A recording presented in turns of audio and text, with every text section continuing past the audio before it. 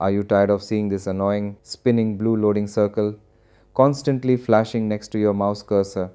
It makes it feel like your computer is always stuck loading something in the background. Well, welcome back to the channel. Today, I'm going to show you a very simple and quick fix to stop this mouse cursor loading glitch in both Windows 10 and Windows 11. Let's get started. First, click on the Start menu and type Control Panel. Once it pops up, click to open it.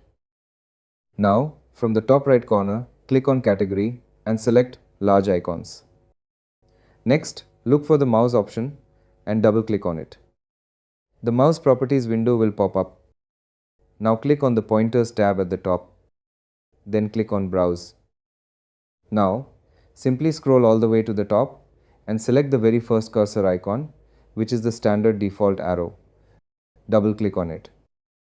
Finally, click Apply and then OK. And that's it. As you can see, the spinning blue circle is completely gone and your cursor is back to normal. If this video helped you fix the problem, please drop a like, leave a comment if it worked for you, and subscribe to the channel for more tech tips. Thanks for watching.